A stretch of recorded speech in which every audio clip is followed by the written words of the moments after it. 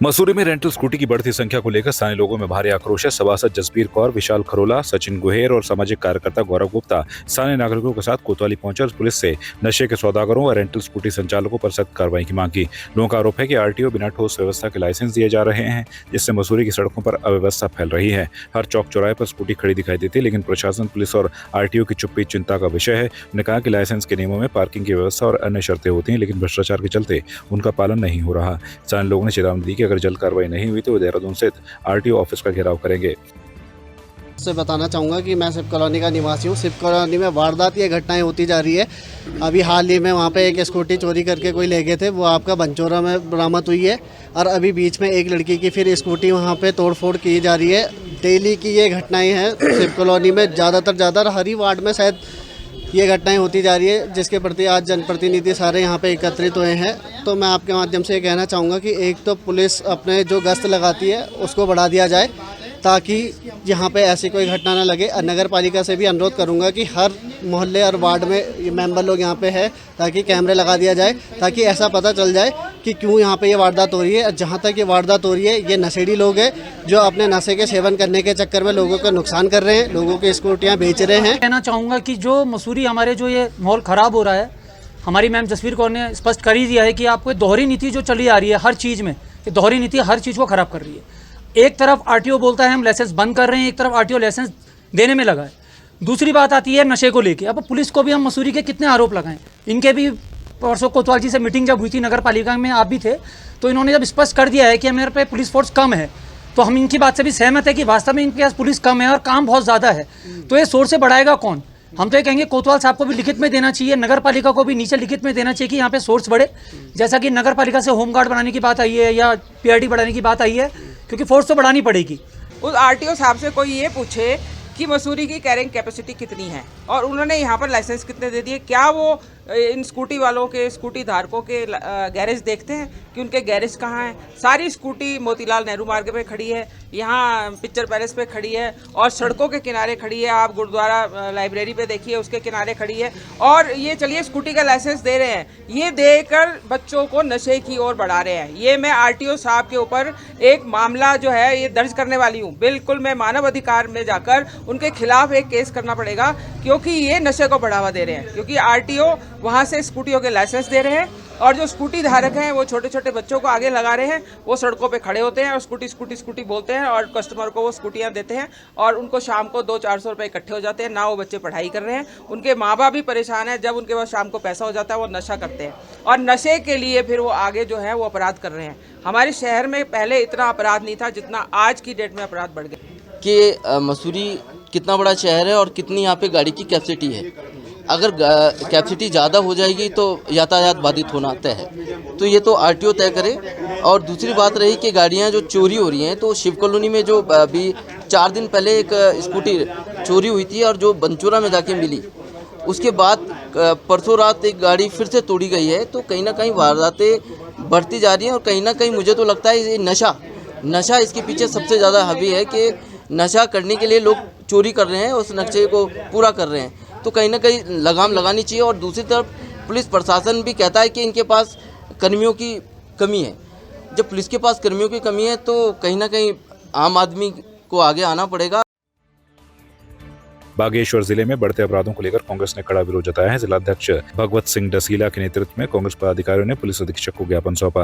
उन्हें हाल ही में वायरल हुए वीडियो का जिक्र करते हुए कहा कि नाबालिग किशोरियों के साथ की गई मारपीट बेहद निंदनीय है। इस तरह की घटनाएं समाज में असुरक्षा का माहौल पैदा करती हैं, खासकर बालिकाओं के लिए। कांग्रेस नेताओं ने आरोप लगाया कि अपराधियों को राजनीतिक संरक्षण मिल रहा है, जिससे वे बेखौफ होकर वारदातों को अंजाम दे रहे हैं। उन्होंने पुलिस से अपराधियों पर सख्त कार्रवाई की मांग की।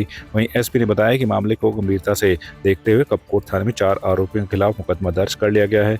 2 आरोपियों को गिरफ्तार कर लिया गया है, जबकि 2 अन्य की तलाश जारी है। पुलिस का कहना है कि सभी दोषियों को जल्द गिरफ्तार किया जाएगा। थाना कपकोट क्षेत्रांतर्गत एक सोशल मीडिया के जरिए भी एक वीडियो वायरल हुआ था, जिसमें नाबालिग बच्चों के साथ मारपीट का एक प्रकरण सामने आया था। इसमें हमने तुरंत संज्ञान लेते हुए इसमें शीघ्र मुकदमा पंजीकृत किया था। इसमें 2 अभियुक्तों की गिरफ्तारी की गई थी। चूँकि इसमें कुछ 7 साल के नीचे सज़ा में इसमें रिमांड गिरफ्तारी का प्रावधान नहीं है, इसलिए माननीय सुप्रीम कोर्ट की जो गाइडलाइंस है उसके अनुसार इसमें कार्रवाई डिस्ट्रिक्ट कोर्ट ने भी की है। और जो साक्ष्य प्राप्त हो रहे हैं, जो बयान लिए जा रहे हैं मेडिकल के आधार पर जो है, इसमें जिन भी अभियुक्तों के खिलाफ जो है सख्त से सख्त कार्रवाई पॉसिबल होगी, वो साक्ष्यों के आधार पर सख्त से सख्त कार्रवाई की जाएगी। ये बहुत ही संवेदनशील मामला है और इसमें समाज के सभी अलग अलग सभी क्षेत्रों के सम्मानित लोगों द्वारा जो है इसमें खेद और चिंता प्रकट की गई थी। इसीलिए पुलिस ने इसमें पूर्व में ही शीघ्र संज्ञान लेके इसमें सख्त से सख्त कार्रवाई इनिशिएट की गई है। भाजपा नेता मथुरा दत्त जोशी ने एक बड़ा बयान देते हुए कहा है कि आने वाले समय में कांग्रेस के कई विधायक भाजपा में शामिल हो सकते हैं। उन्होंने दावा किया कि विधानसभा चुनाव से पहले लगभग 10 विधायक भाजपा का दामन थाम सकते हैं। हालांकि उन्होंने फिलहाल इन विधायकों के नाम उजागर करना उचित नहीं समझा। आप देखिएगा आने वाले समय में बहुत से विधायक भारतीय जनता पार्टी में सम्मिलित होंगे। 2027 के चुनाव में तो देखिएगा कम से कम 10 विधायक उनके पार्टी छोड़ेंगे और भारतीय जनता पार्टी की सदस्यता ग्रहण करेंगे आदरणीय पुष्कर सिंह धामी जी के नेतृत्व में। वहीं कांग्रेस के प्रदेश अध्यक्ष करण महारा ने भाजपा पर पलटवार करते हुए कहा कि पहले जो नेता कांग्रेस छोड़कर भाजपा में गए वे अपने साथ और लोगों को ले गए थे, लेकिन अब भाजपा के अंदर ही भारी उथल पुथल मची हुई है। उन्हें तंज कसते हुए कहा कि अब भाजपा में कांग्रेस नेताओं के लिए कोई वैकेंसी नहीं बची है।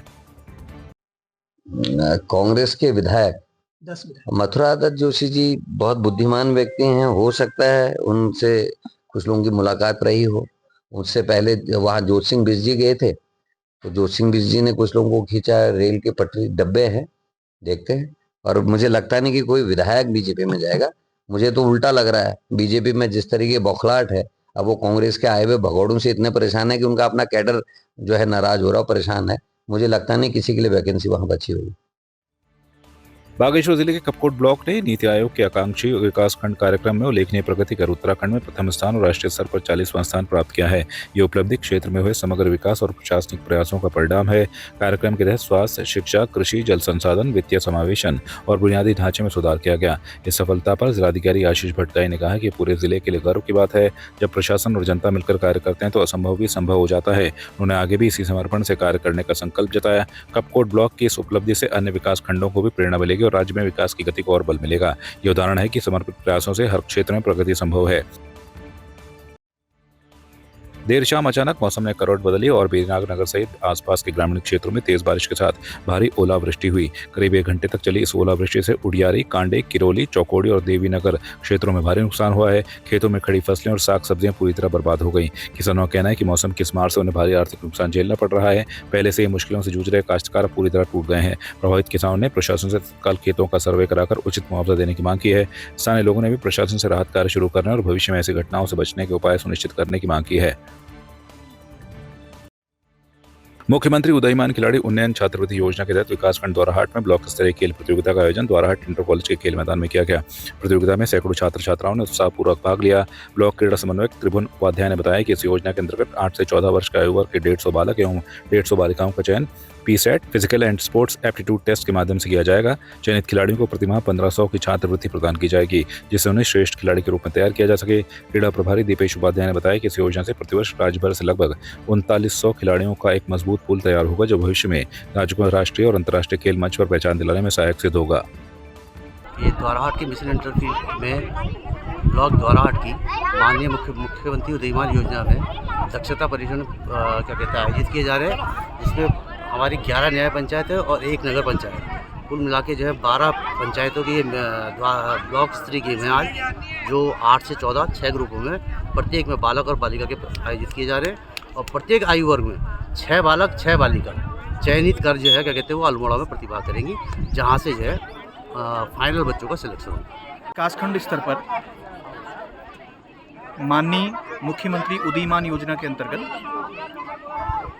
11 न्याय पंचायत और 1 नगर पंचायत, कुल मिलाकर 6 पंचायतों से लगभग 200 बच्चे प्रतिभाग करने यहाँ पर पहुँचे हुए हैं, जिसमें कि ये एक बैटरी टेस्ट है और इसमें प्रत्येक जो चयनित बच्चा होगा जिले से, उसको 1500 रुपये प्रतिमाह स्कॉलरशिप के रूप में प्रतिमाह के हिसाब से प्राप्त होंगे।